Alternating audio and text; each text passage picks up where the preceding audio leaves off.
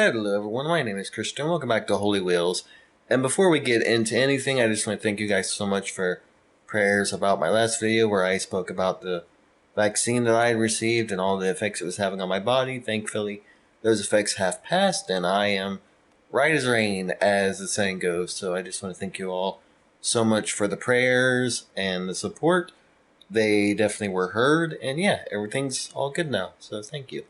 And today I'm going to be talking about a word well spoken, and this is discussed in Proverbs 25:11. And yeah, so a word well spoken, I think it might be phrased a little bit differently, but yeah, it basically talks about using your words in the way God intends you to use them. So, and the story that I think of mainly when I think of words that are used either well or not well is the book of Job. Basically, for those of you who don't know, Job is a man who lived very early on in biblical days, and he lost everything and everyone, and he lost his family, everything he ever owned. It was all just gone, and his friends came by about 3 days later. I think they came by before then, but during those 3 days, they had mourned with him, and then they started giving him advice and maybe reasons as to why it had happened and things of that nature.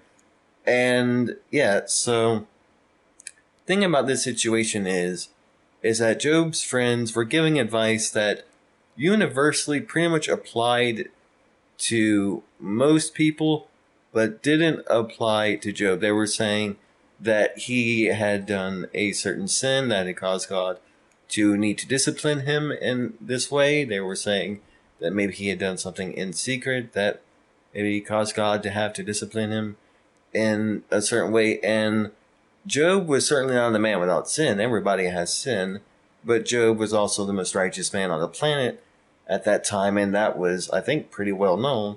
So they should have guessed that, especially as his friends, that Job hadn't done anything worthy of that kind of punishment, and that had nothing to do with any kind of sin that he had committed or any secret that he was keeping or anything like that. It was God testing Job's faith, and it was just the works of living in a fallen world. Sometimes life just utterly sucks and goes the exact opposite of how we plan it to go. So, and they didn't realize that their words were doing more harm than good, not necessarily because they didn't apply in a universal sense, but they didn't apply to Job in a personal sense because Job had not done anything that had been worthy of any kind of punishment like that. Of course, Job had sinned before. Everybody's sinned before. Everybody will sin at one point. So, yeah, universally, it kind of maybe fit a little bit, but it didn't really fit the occasion at all, other than the whole you may have committed. I'm not making sense, but maybe it fit a little bit, but to Job's certain situation, it did not fit. And that leads me to the point of make sure your words fit the situation and the occasion that you are speaking them in. There have been many leaders and kings and queens that have had both good and bad advisors, and those advisors have either turned the tides of a situation in a very good favor that was beneficial towards a lot of people, or that basically screwed everyone over. And if Job had not had the strength and had not had the ability to lean on God like he did, that might have happened to him in a sense that if he had listened to their words, he might have fallen in an even greater depression and might have decided to take his life, might have decided to do something else that was just horrible. So using our words in a good way and the way God intends us to use them is very important, and it's important to know the situation beforehand if you can. Of course, we can't always know the situation we're getting into beforehand, but if you can, know the situation beforehand so you kind of know what you should and shouldn't say beforehand, because Job's friends apparently did not, even though they were his friends and knew him very well and should have guessed that he did not sin in any way that deserved the punishment he had gotten.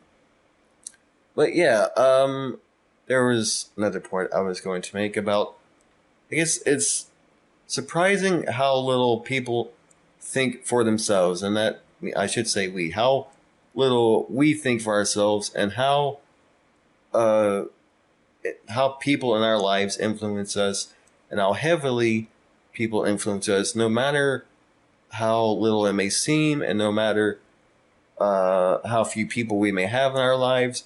Very few people think completely for themselves. Maybe none of us really do, because each one of us is influenced by the words we are spoken to by. I don't know if that made any sense, but each one of us is influenced by at least one person to some extent.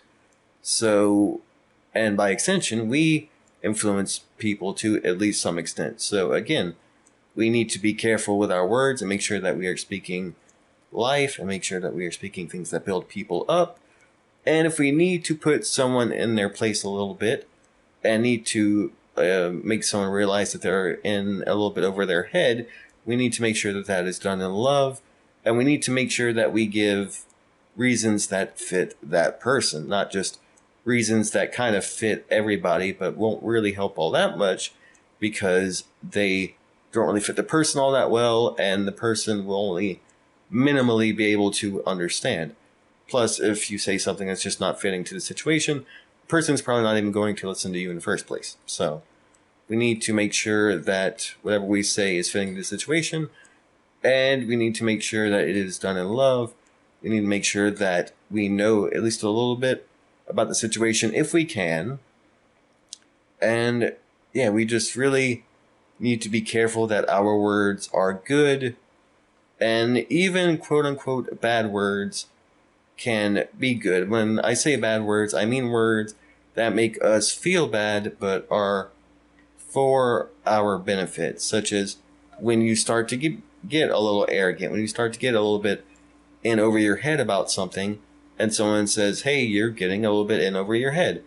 Of course, that makes you feel like crap, but those are words that are meant to benefit you, and we need to be able to accept those words just as much as the person saying them is willing to say them. So there's a part that we have to play as well. We have to accept the advice that we're given if it is good advice, which also means we need to review our situation and our life and make sure that the advice we're giving is fitting to our situation and is building us up to at least some extent and is truthful and isn't just advice that kind of just applies to everyone. Of course, that advice can be good under certain circumstances, but usually it's best to give advice that is personal to whoever you are talking to. So, yeah, we need to make sure that our words are good. We need to make sure our words are fitting to the situation and the person. And we need to make sure that our words come from love and our words come from God. We are basically just the instrument through which the words are spoken. That's the extent to which we need to rely on God to say words through us. We are simply the mouth that's moving. We are not the words that are coming out. So, and I'm saying all this, I'm basically preaching to the choir, because Lord knows I fail at this all the time. So don't feel like this is some guy on YouTube trying to be all preachy to you and be all, well, you need to be this way or that way. I fail just as much as the next guy, probably far more. I'm just teaching what God has taught me, and yeah, I hope this video is helpful to you guys. And just remember, we all need to watch our words and make sure our words are fitting, and I hope you guys learned something from this video. And yeah, I've been moving this camera a lot that I just now noticed. So yeah, be sure to like, comment, and subscribe, and if you want, be sure to click the affiliate link down below. Not only will it help me, but if you sign up for the program, it teaches you so much about YouTube, getting your own channel started, how to get the most out of your channel if you've already gotten a channel. And yeah, it's called the VRA program, such an amazing program. I've been a part of it for a few months now, and they have well, I don't want to say exactly what they have, but they just, that's their content. So you got to sign up to see what they have. But yeah, they've got a lot of awesome stuff and a lot of awesome people you can meet and connect with, and a lot of tips that will help you get better with YouTube and just, whoops, move my chair, and just internet stuff in general, internet marketing, internet presence, just whatever you need. That program definitely has it. I'm barely, I don't think I'm half of the way through yet, and it has definitely helped me a lot in understanding how to work YouTube. So yeah, that would definitely help me and them and yourself if you sign up for that. And be sure to like, comment, and subscribe to just other videos and so forth. See you in the next one. God bless.